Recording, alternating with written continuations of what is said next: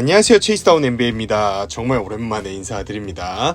네, 사실 제가 몇 번 준비도 했다가 이제 날아간 영상들도 있었고 여러 가지 일이 있었는데 지금도 사실 몇 번 만에 녹음을 다시 합니다만 주저리 하기보다는 결론적으로 말씀드리면 9월까지는 일단 하게 될 것 같아요. 그러니까 유튜브를 9월까지는 하게 될 것 같고 그 이후에는 사실 좀 이제 아예 은퇴하고 유튜브는 끝이다 이런 정도까지는 아니어도 거의 좀 지속하기는 어렵지 않을까 싶어요. 제가 커뮤니티 글로 깔짝깔짝 글 정도 남기거나 가끔 인사드리거나 이 정도만 되지 않을까 싶습니다. 그러니까 체이스다운 NBA는 9월까지 하는 걸로 일단은 좀 생각을 해주시면 좋을 것 같고요. 그래서 이제 좋은 소식이라면 9월까지는 한다는 거고요. 자, 오늘 소식에 이제 헤드라인 보시면은 미칼 브리지스가 브루클린에서 뉴욕으로 트레이드 됐죠. 오프시즌 컨텐츠 특히나 이제 한 달 정도는 좀 바쁠 것 같은데 그때까지 열심히 하려고 합니다. 그리고 이게 재밌는 게 브루클린이 이 트레이드만 한 게 아니에요. 그 이후에 드래프트 픽을 바꾸는 트레이드를 또 휴스턴과 가져갔거든요. 그래서 오늘 이 내용 가지고 살펴보도록 하겠습니다. 정말 오랜만에 이 얘기 이제 해보네요. 근데 이제 곧 그만할 채널이 구독과 좋아요를 부탁드린다라고 이제 얘기하는 것도 조금 그런 것 같긴 한데 그래도 늘 하던 대로 구독과 좋아요 부탁드립니다. 시작하겠습니다. 자, 뉴욕 닉스 미칼 브리지스 영입. 미칼 브리지스에다가 2라운드 픽 한 장 붙인 게 지금 브루클린에서 내보내는 거고, 보얀 보그다노비치와 1라운드 픽 5장입니다. 무려. 거기에 1라운드 픽 수합 권리 1장, 2라운드 픽 1개를 받아오는 게 또 브루클린이 뉴욕한테 받는 거죠. 뉴욕이 이걸 보낸 거고요. 자, 저기서 먼저 이제 1라 픽, 늘 그렇지만 1라 픽의 저 내용이 중요합니다. 예를 들면 최근에 있었던 트레이드 중에 파스칼 시아캄 트레이드, 그런 거 같은 경우는 계약 기간 1년 남은 선수가 넘어가는데 1라운드 픽 3장이다. 와, 이거 엄청 퍼준 거 아니냐? 이런 얘기가 있었는데, 근데 그거 자체도 사실 이제 1라운드 픽이 다음 시즌 드래프트 풀이 굉장히 안 좋은데 거기서도 하위 픽이 유력한 거 2장, 이거 포함해서 3장이었잖아요. 그러니까 그런 1라운드 픽의 질을 좀 따져봐야 되는데 요 1라운드 픽은 퀄이 좋습니다. 왜냐면은 뉴욕 닉스가 갖고 있는 25년, 27년, 29년, 31년도 1라운드 픽을 모두 비보호 픽으로 넘기거든요. 그러니까 지금 현행 NBA 제도가 허락하는 게 1라운드 픽을 이제 최대 7장까지 거래 가능한데, 근데 7장을 다 보내는 건 안 되고 4장을 보내고 그 사이사이 연도에 3장을 스왑 권리로 끼우는 게 가능해요. 그러니까 보낼 수 있는 1라운드 픽은 최대 4장인데 그 4장을 전부 비보호 픽으로 보냈어요. 그러니까 한 구단이 보낼 수 있는 픽의 거의 최대치를 보낸 겁니다. 그리고 이제 25년도 미러키 1라운드 보호 픽이 이제 뉴욕 닉스가 갖고 있던 건데 4픽 보호로 알려져 있죠. 그게 또 이제 브루클린으로 넘어가고요. 그 다음에 1라운드 수합 권리는 아까 말씀드린 것처럼 3개까지 넣을 수 있는데 하나 넣었습니다. 이게 이제 28년도 뉴욕하고 브루클린의 픽 중에 좋은 거를 브루클린이 가져간다는 게 수합 권리죠. 그리고 보얀 보그다노비치는 사실상 만기 부분 보장 계약입니다. 그러니까 만기 계약자로 그냥 셀러리 필러라고 생각하시면 돼요. 기량이 이미 많이 내려온 선수죠. 지난 시즌에도 뉴욕에서 뛰다가 부상으로 아웃되었습니다만 이제 핵심 식스맨이나 이런 가치를 가지고 있는 선수다라고 보기 좀 어렵습니다. 자, 그래서 사실 이 패키지를 보면 제일 비슷한 게 고베어 패키지가 생각납니다. 왜냐면 고베어 패키지가 1라운드 픽 4장에다가 1라운드 픽 수합 권리 1장 이렇게 들어갔었거든요. 다만 고베어 때는 1라운드 픽 마지막 게 보호 조건이 조금 들어갔나 그랬던 것 같네요. 그 패키지랑 그래서 상당히 유사한데 이게 또 왜 어떤 의미에서 유사하냐고 하면은 올 NBA 수상을 받지 못하는 급의 선수에게 나간 패키지로는 역대로 이제 고베어 트레이드와 함께 거의 투탑으로 칠 수 있을 것 같아요. 미칼 브리지스가 한창 고점일 때, 그러니까 이제 그 피닉스에서 엄청난 수비력과 이제 공격에서도 성장하는 모습을 보여주고 브루클린으로 트레이드 돼서 브루클린에서 계속 안 뛰고 다른 팀으로 트레이드 되는 거 아니야, 이런 얘기 한창 나오면서 주가 높을 때 우스갯소리로 나오던 게 1라운드 픽 4장이었어요. 근데 그럴 때나 나오던 얘기의 가치를 지금 이제 뉴욕이 지불하고 데려간 건데, 그러니까 이건 솔직히 어마어마한 트레이드 대가라고밖에 얘기할 수가 없어요. 그래서 제가 이제 저희 채널 기준으로는 저는 션막스 단장이 늘 일 잘한다라고 얘기하는 게, 사실 어빙이나 벤 시몬스 케이스 이런 거를 브루클린이 좀 컨트롤하기 어려운 요소들이 있었고, 그러니까 안 좋은 상황 대비 늘 선방했다라고 제가 평가를 하거든요. 이번에도 사실 그런 거라고 봐야죠. 미칼 브리지스로 저만큼 뜯어냈으면요.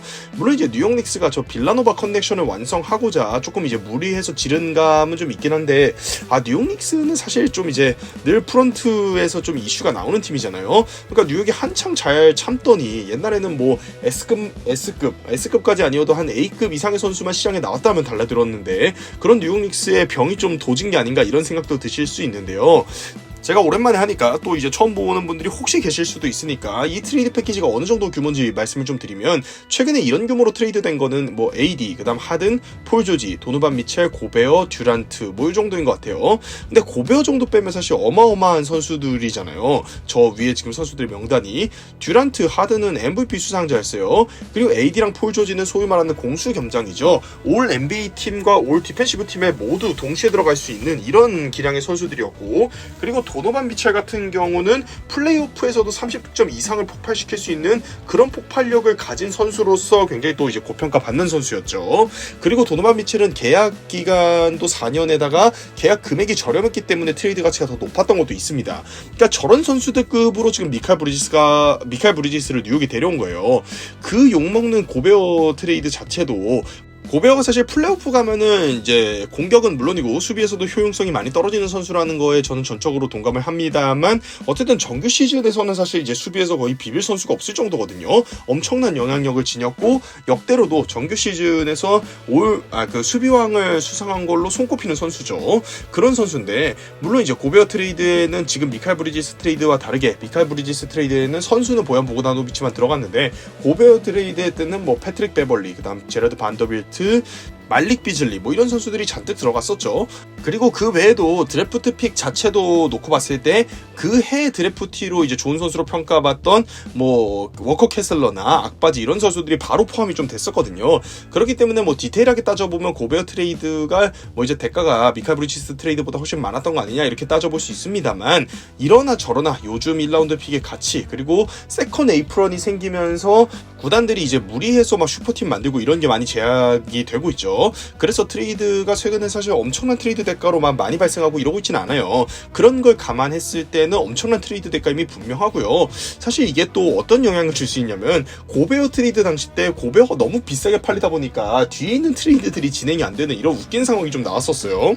지금도 그럴 수 있는 게, 야 미칼 브리지스가 이 정도 값이다, 너네 이거에 맞춰라, 뭐 이런 것들 때문에 후속 트레이드들이 잘 안 나올 수 있는 뭐 이런 현상이 올해도 있을지 한번 지켜봐야겠습니다.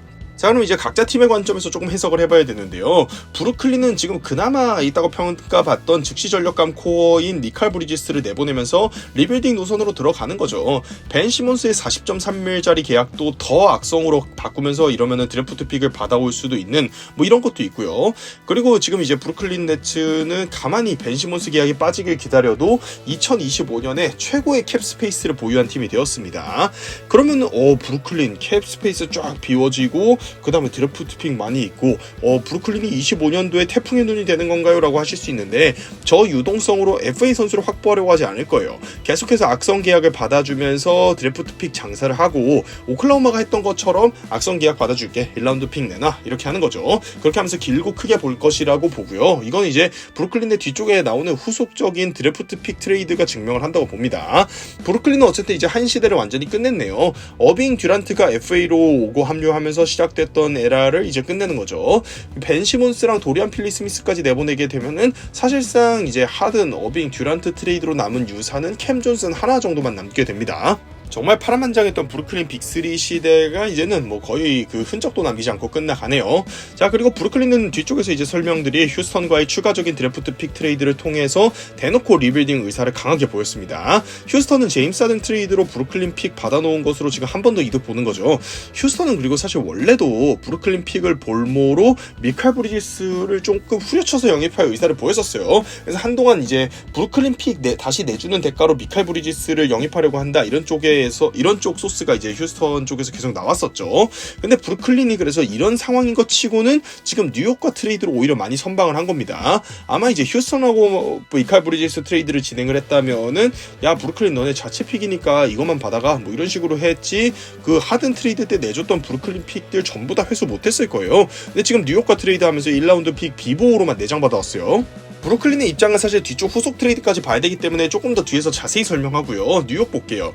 뉴욕은 지금 브런슨, 그리고 미칼 브리지스, 조시 하트, 디비첸조까지 이 빌라노바 커넥션을 드디어 완성했습니다. 팀 컬처를 만든 건 매우 중요해 보여요. 그러니까 뉴욕 닉스가 사실 이런 부분이 좀 잘 안 됐었어요. 그래서 저는 티보듀 체제를 계속 끌고 가면서 이 빌라노바 커넥션을 완성해 준 게 의미가 있다고 생각을 하는 게, 뉴욕 닉스 하면은 사실 프론트의 삽질과 동시에 사실 뉴욕 닉스의 역대 레전드 하면은 패트 히트링 유잉 빼고 라이트한 유저들은 거의 못 떠올릴 선수가 없거든요. 그 정도로 사실 조금 이제 어수선하고 조금 선수단에서도 어떤 리더십이나 하나의 문화 이런 게 정립이 잘 안 됐던 게 뉴욕 닉스였어요. 근데 이런 게 되는 거죠. 왜냐면 그리고 또 티보듀 감독의 체제와도 이게 잘 맞는 게 이번 플레이오프 때도 진짜 티보듀 감독의 뉴욕 닉스 전부 다 가야라 넣다가 이제 부상당해서 실려 나가고 하다가 끝나지 않았습니까? 뭐 조시 하트 48분씩 내보내고. 그러니까 워낙 이제 쓰고 싶은 선수들만 쓰고, 예를 들면은 이제 뉴욕 닉스가 1라운드 픽 주고 내려왔던 캠 레디쉬를 거의 쓰지도 않고 티보디 감독의 마음에 안 든다는 이유로 거의 쓰지 않고 내보냈던 뭐 이런 케이스도 있잖아요. 그러니까 진짜 티보디 감독은 쓰고 싶은 선수만 쓰고 그 선수를 48분 뛰게 할지언정 다른 선수 안 쓰는 이런 이제 취향이고, 조금 이제 이것도 거의 뭐 한 15년 된 얘기 아닌가요? 15년 조금 안 됐겠다. 데릭 로즈의 팬이셨던 분들은 티보디 감독을 진짜 좋아할 수가 없죠. 데릭 로즈가 그때도 그냥 이제 쉬어도 됐는데 조금 무의미한 가비지 타임에 뛰다가 희생이 좀 됐었습니다. 그걸로 데릭 로즈의 커리어가 많이 기울었죠. 그러니까 티보드 감독 하면 이제 갈아 넣는 거 좋아하는 감독이다라는 말씀을 드리는 건데, 그런 성향과도 매우 잘 맞습니다. 미카 브리지스는 한동안 리그 철광왕, 대표적인 철광왕으로 굉장히 유명했던 선수입니다. 다만 이제 뉴욕 닉스 선수단 정리가 필요하죠. 이 넷을 장기적인 코어로 쭉 가게 한다면은 이제 곧 시작될 제일런 브런슨, 지금까지는 싼데 이제 슈퍼맥스급 계약 받겠죠. 그러면은 이제 뉴욕 닉스가 현재 로스터 뎁스를 유지하기 좀 어렵습니다. 그래서 빌라노바 4, 그러니까 위에 있는 4명의 선수 이외에 줄리어스 랜들이나 미첼 로빈슨이 각각 이제 장기 계약으로 뭐 2시즌 정도 플레이 옵션까지 쳤을 때 묶여 있는데, 아누노비는 트레이드해온 지 1시즌이니까 그 대가를 주고 트레이드했는데 바로 내보내진 않을 것 같거든요. 그러니까 무조건 잡으려고는 할 거예요. 그래서 결국은 이번에도 이제 아누노비는 잡는다고 보면은 시기의 차이지, 그러니까 트레이드를 언제 하냐의 차이지, 아누노비, 브런슨이 각각 엄청나게 이제 금액이 오를 거거든요. 그 계약 상승분만큼 이제 랜들이랑 미첼 로빈슨 셀러리가 빠져나가면서 정리가 된다라고 이제 좀 장기적으로 보시면 될 것 같아요. 그러니까 셀러리 표를 딱 봤을 때 줄리어스 랜들하고 미첼 로빈슨은 뭐 이게 트레이드 시기가 이번 오프 시즌이냐, 그리고 이번 트레이드 데드라인이냐, 다음 오프 시즌이냐의 차이지, 사실 이제 장기적으로 뉴욕의 플랜에 들어가긴 좀 어려워 보인다라는 말씀 드립니다. 앞으로 2시즌은 어쨌든 미칼 브리지스가 저렴하거든요. 여전히 20밀대로 묶여 있거든요. 그래서 미첼 로빈슨 계약까지는 사실 조금 이제 뭐 세컨 에이프런에 갇히는 거, 그리고 사치세 부담 이런 거 감안하면은 저거까지는 사실 괜찮아 보이는데, 만기 계약이죠. 왜냐면 다음 시즌 플레이 옵션이기 때문에 그 다음 시즌에, 사실상 다음 시즌 한 시즌 계약 남은 줄리어스 랜들은 걸어나가는 거 방지하려면은 이제 뭐라도 받고 트레이드 해야 되고, 그래서 사실 이번에 아누노비만 잡아도 저 줄리어스 랜들의 계약은 이미 부담스러워 보여서 시즌 끝나기 전에, 그러니까 이번 오프 시즌에 트레이드가 될 수도 있고 아니면 데드라인 때라도 좀 정리를 하지 않을까 생각이 듭니다. 그리고 이제 사실상 뭐 셀러리 덤프성 트레이드가 좀 될 것 같아요. 그러니까 뉴욕 닉스가 줄리어스 랜들을 덜어낸다고 해서 트레이드 한다고 해서 엄청난 걸 받아오겠다 이런 거라기보다는 저 셀러리를 덜어내는 데 집중을 할 것 같고요. 그러면 셀러리 덜어내기는 요즘은 이제 세컨 에이프런이나 새로운 CBA 때문에 오프 시즌에 하는 게 좋죠. 트레이드 데드라인보다는. 그래서 셀러리 덜어내기를 이번 오프 시즌부터 진행할 가능성도 좀 있어 보입니다. 반대로 말하면 이제 줄리어스 랜들이 뉴욕 유니폼을 입고 다시 경기 치를 일이 없을 수도 있겠구나라는 생각도 좀 들어요. 이건 지켜봐야겠죠. 플레잉 타임도 이제 디비첸조, 조시 하트, 미칼 브리지스, 아누노비가 2, 3, 4번을 나눠 뛰거든요. 이 선수들이 다 이제 건강하고 플레잉 타임, 아누노비는 건강하진 않죠. 근데 플레잉 타임을 많이 먹어주는 선수들이기 때문에 줄리어스 랜들이 이제 4번 포지션에서 30분 이상 플레잉 타임을 받기도 좀 어려워 보여요. 미칼 브리지스가 합류했고 아누노비도 잡는다면요. 자, 그리고 이제 후속 트레이드, 사실 이게 또 재밌는 게, 브루클린과 휴스턴은 지금 브루클린이 듀란트 트레이드로 받은 피닉스의 픽들이 있죠. 그리고 휴스턴은 지금 제임스 하든 트레이드 때 받아놓은 브루클린 픽들이 있는데 그걸 서로 좀 바꿨어요. 어떻게 바꿨냐면, 브루클린이 갖고 있는 피닉스의 25년 1라 픽, 27년 1라 픽, 29년도 1라운드 픽 스왑 권리를, 그리고 휴스턴이 갖고 있는 브루클린의 25년 1라운드 픽 스왑 권리, 그리고 브루클린의 26년도 1라운드 픽을 다시 브루클린이 받는 걸로 트레이드를 했어요. 이게 그냥 픽의 머리수만 세어보면은 지금 브루클린 쪽에서 피닉스의 1라운드 픽 2장에 스왑 권리 1장 보내고, 휴스턴 쪽에서 브루클린의 1라운드 픽 1장, 1라운드 픽 스왑 권리 1장 보냈으니까 지금 브루클린이 사실 1라운드 픽 1장 손해본 거거든요. 그러니까 저게 된 거는 브루클린이 1라운드 픽을 1장 더 준 셈인데 자체 픽을 갖고 싶다는 거죠. 그러니까 우리 자체 픽을 줘, 우리가 좀 더 손해볼 테니까 좀 해줘라, 이렇게 한 거고, 휴스턴에게 또 한 번 뜯긴 거죠, 사실. 그래서 왼쪽 아래에 지금 정리된 거 보시면은 브루클린은 요번 트레이드 2번을 거쳐서 25년도 1라운드 픽만 3장을 갖게 됐어요. 근데 25년도 드래프트 풀은 굉장히 이제 풀이 좋다고 좀 평가를 받고 있습니다. 그런 이제 드래프트 시기에 1라운드 픽을 3장을 갖게 됐고, 뉴욕의 자체 픽도 지금 4개를 얻어왔죠. 그리고 미러키 1라운드 픽 1장 갖고 있고, 피닉스 자체 픽은 이제 2개 남았네요. 2개 줬으니까. 그리고 댈러스의 자체 픽 1개에 외 1라운드 픽 수업 권리 뭐 이런 것들 갖고 있죠. 피닉스 자체 픽을 저번에 브루클린이 한번 행사를 했나요? 그러면 이제 1개 남았겠네요. 이거 2개가 아니라 1개일 수도 있습니다. 죄송합니다. 제가 이제 스크립트 만들 때 체크를 좀 못했네요. 어쨌든 간에 뭐 저렇게 픽을 많이 갖고 있다는 얘기고, 다만 이제 그렇다고 해서 브루클린이 저 픽들 믿고서 어떤 트레이드를 하고 뭐 이러진 않을 거다. 왜냐면 지금 일부러 1라운드 픽 한 장 손에 봐가면서 자체적인 25년도, 26년도의 1라운드 픽을 확보하려고 애쓴 거잖아요. 그렇기 때문에 지금 당장 윈나우 무브를 밟는다는 거는 뭐 이제 말이 안 되는 얘기죠. 그럴 거였으면 자체 픽을 굳이 회수할 필요가 없었습니다. 대놓고 25년, 26년 2회 정도는 탱킹 하겠다는 의도가 저 트레이드에 깔려 있는 거잖아요. 그러니까 뭐 이제 브루클린 쪽에서 빅네임 영입은 없다고 보시면 됩니다. 자, 그리고 브루클린의 샐러리표 보면서 이런 걸 좀 더 정리해보면요. 브루클린은 이제 뉴욕에서 받아오는 보그다노비치는 추가적인 트레이드를 고려하면 되고, 캠 존스는 뭐 뛰게 할 수 있을 것 같아요. 어쨌든 왜냐면 이제 의무적으로 NBA에서 샐러리 캡을 90% 이상은 채워야 되고, 15인 로스터 내에서 뛸 선수는 있어야 되지 않습니까? 그러니까 뭐 모두를 다 내보낼 필요는 없습니다. 이미 많이 내보냈어요. 그리고 이제 슈레더나 도리안 필리 스미스가 한 시즌 이상의 계약이 잡혀 있는데, 이 두 선수 다 일라 보호 픽 정도를 이제 원래 목표로 했을 텐데 그거밖에도 좀 어려워 보여요. 그래서 둘 다 만기 계약이기 때문에 1라운드 픽은 어려워 보이고 2라운드 픽 뭐 몇 장 받으면 다행이지 않을까 생각이 듭니다.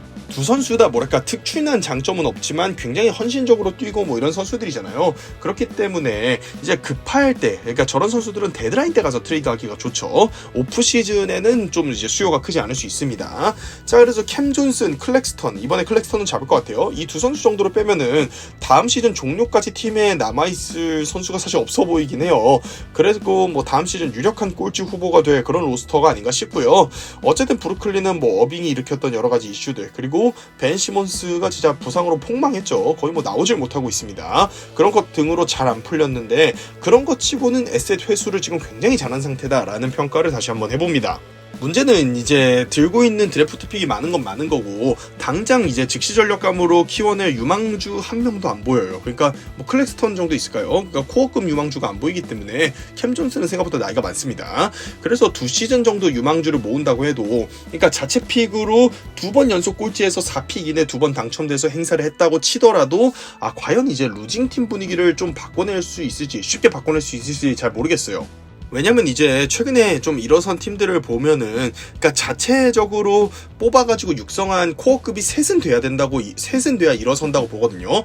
뭐 예를 들면 최근에 덴버도 이제 요키치는 물론 자체 픽은 아닙니다만, 요키치, 자말 머레이, 그리고 마포주 같은 선수들을 드래프트로 뽑아서 다 키워냈죠. KCP나 고드는 외부 영입했지만요.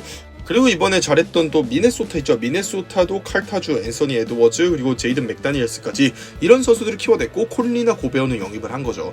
그리고 뭐 이제 또 댈러스 같은 경우는 사실 댈러스가 파이널을 가면서 분투하긴 했는데 지금도 계속해서 어떻게든 트레이드해서 전력을 만들어내는 게 굉장히 힘이 없잖아요. 그 배경에는 결국에는 이제 자체 육성을 사실상 돈치치 하나로밖에 이제 성공을 못한 점을 좀 꼽을 수 있거든요. 예를 들면 브런슨까지 있고 이럴 때는 댈러스도 뎁스가 있어 보이고 굉장히 이제 좀 탄탄해 보였습니다. 지금은 뎁스가 좀 얇아 보이죠. 그러니까 댈러스도 브런슨이 걸어나가는 게 아니라 브런슨을 뭐라도 바꿔보랬든가 아니면 이제 잡아놨던가 이러면 좀 의미가 있었을 수 있다는 거죠.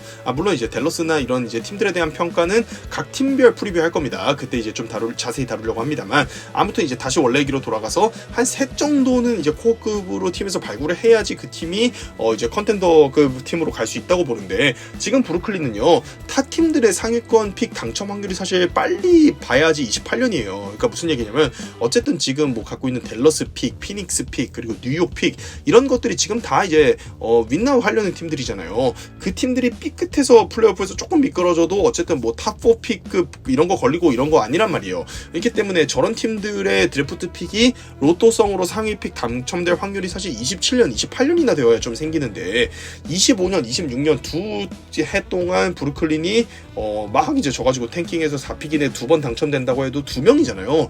그래서 이제 브루클린의 미래가 언젠간 밝아지긴 할 텐데 한 막 4시즌 5시즌 이상 루징팀 분위기가 되어버리고 이러면은 또 이제 그거 극복하는 것도 힘들거든요. 그래서 브루클린이 사실 이제 드래프트 픽을 많이 회수하긴 했는데 미래가 썩 밝아 보이진 않는다. 밝아 보이지 않는다는 좀 또 너무 나간 것 같고요. 그러니까 이 분위기를 반전시키는 게 생각보다 어려울 수 있다라는 것까지는 조금 이제 말씀을 드립니다. 자, 그 다음에 이 트레이드에 꼈던 휴스턴. 휴스턴은 갑자기 왜 이런 건가요? 그러니까 브루클린은 자체 픽을 회수하려고 픽 손해봐가면서 트레이드 했습니다. 여기까지 오케이. 근데 휴스턴은 갑자기 왜 피닉스 픽을 받아간 건가요? 라고 하실 수 있는데 이거는 솔직히 너무나도 의도가 명확하죠. 아예 이제 워즈 기자가 저렇게 트위터로 이거는 솔직히 피닉스의 해체 가능성을 암시하는 거다. 휴스턴이 그거 노리는 거 암시하는 거다라고 워즈 기자마저 저렇게 트윗을 해버렸을 정도로 사실 의도가 뻔합니다. 그러니까 피닉스 팬들은 솔직히 이거 보면서 좀 기분 나빴을 거예요. 근데 피닉스 팬들이 달가워하지 않는 얘기더라도 사실 이거는 다룰 수밖에 없는 얘기입니다. 솔직히 그냥 오피셜이죠. 휴스턴은 피닉스가 곧 무너질 거라고 보는 거죠. 25년, 27년도 1라운드 픽에다가 29년도 1라운드 픽 스왑 권리 가져갔잖아요. 25년, 27년 픽이 지금 휴스턴에 가 있습니다. 이러면은 피닉스는 리빌딩 누르고 싶어도 소위 말해 휴스턴에게 허락 못 받으면 못 누릅니다. 리빌딩 버튼. 그러니까 아무래도 이제 그 데빈 부커 중심으로 크리스 폴 있고 이럴 때 파이널도 갔던 팀이고 거기에 케빈 듀란트까지 영입을 했으니까 피닉스 팬들은 이제 우승이 목표일 텐데 파이널까지 갔으니까. 근데 그런 피닉스 팬들의 바람과는 달리 리그의 냉정한 시선을 좀 보여준다고 생각을 해요. 피닉스는 듀란트, 브래들리 빌이라는 노장들의 장기 계약이 있어서 그리고 이제 유망주나 드래프트 픽 제일 없는 팀이죠 리그에서. 그렇기 때문에 미래가 제일 어두운 팀으로 손꼽히는데 그 팀이 곧 무너질 거라고 본다. 그러니까 이거는 단순히 듀란트 합류 이후에 우승 가능성만 놓고 보고서 피닉스를 응원하시는 분들도 계시겠지만 피닉스를 오래 응원하시는 분들도 계시잖아요. 이분들에게는 진짜 이게 좀 안 좋은 시선이라고 밖에 사실 생각이 안 되죠. 안 그래도 미래가 어두워 보였는데 이거 한두 시즌 안에 무너질 거라고 보는 팀마저 저렇게 나와버리니까 솔직히 이제 분위기가 좋진 않아 보이네요. 지난 플레이오프 1라운드에서도 0대4로 제일 먼저 떨어졌었습니다. 그러니까 저 휴스턴의 목적이 당장 이번 오프시즌이나 아니면 이제 시즌 진행하다가 다음 트레이드 데드라인 때 피닉스에게 뭐 트레이드 시도를 해본다 꼭 이렇게 안 봐도 돼요. 왜냐면은 이제 조금 이후에도 지금 27년도 1라운드 픽까지 갖고 있기 때문에 저거 볼모로 계속 노릴 수 있어요. 그리고 듀란트뿐만 아니라 지금 이제 휴스턴의 에셋으로는 데빈 부커까지도 노려볼만 하거든요. 그리고 이제 지금 피닉스는 모든 픽의 스왑 권리 1라운드 픽은 물론 2라운드 픽의 스왑 권리들까지 다 팔아넘긴 게 피닉스이기 때문에 휴스턴을 사실 협상 대상으로 삼지 않고는 피닉스는 나중에 이제 다른 노선을 취할 수가 없습니다. 휴스턴은 그리고 지금 이제 왼쪽에 셀러리표를 보시면은 다음 시즌 이후에 한 번 더 로스터를 꾸릴 기회가 있어요. 이게 무슨 얘기냐면은 저는 휴스턴이 다음 시즌까지는 그대로 치를 가능성이 높다고 보고 다음 오프 시즌쯤 되면은 이제 피닉스의 동태를 좀 볼 거라고 보거든요. 왜 그러냐면 이제 프레드 밴블릿에게 3년 140밀에 달하는 뭐 이런 계약을 주는 대신에 팀 옵션을 팀 옵션을 끼워 넣었죠. 그러니까 밴블릿을 그 다음 시즌에는 저 금액을 안 주고 쓸 수도 있습니다. 그리고 딜런 브룩스는 지금 금액이 점점 내려가게끔 팀 친화적인 계약으로 일부러 맺어놨어요. 그러니까 휴스턴은 저걸 이미 의도하고서 계속 진행을 해놨던 거예요. 그리고 지금 이제 장기 계약을 해줘야 되는 제일런 그린이나 알프렌 센군 같은 경우는 25% 맥스 연장 계약이 유력하거든요. 왜냐면 이제 30% 맥스로 올려받으려면은 저 정도 연차의 선수들이 맥스 연장 계약을 할 때 25%가 아니라 30%로 시작하는 맥스 연장 계약을 받으려면은 소위 말해서 데릭 로즈 룰이죠. 뭐 MVP 한번 들었거나 올 NBA 팀에 뭐 몇 번 속했거나 막 이런 조건을 충족해야 되는데 제일런 그린이나 알프렌 센군이 저걸 달성하기는 굉장히 어렵습니다. 다음 시즌에 갑자기 뭐 MVP를 받거나 이런 거 아니라면요. 그래서 센군이랑 이제 제일런 그린은 터지더라도 사실상 25% 맥스로 묶을 가능성이 높아요. 그렇기 때문에 휴스턴은 둘을 잡고도 셀러리 캡 여유분이 조금 생깁니다. 그 외에 뭐 자바리 스미스 주니어, 아멘 탐슨, 그다음 타리 이슨, 위트모 이런 선수들은 아직 루키 스케일 계약으로 또 묶여있는 상황이잖아요. 그렇기 때문에 유동성을 가질 수가 있고요. 그래서 사실 휴스턴의 타임라인으로 봤을 때 케빈 듀란트보다는 데빈 부커 쪽을 노리는 게 아니냐, 이것도 전 굉장히 타당하다고 봐요. 듀란트와 지금 이제 어린 선수들은 거의 타임라인이 안 맞거든요. 듀란트가 안 그래도 지금 좀 내려가고 있는데 그 다음 시즌에 노린다면 더 내려가 있겠죠.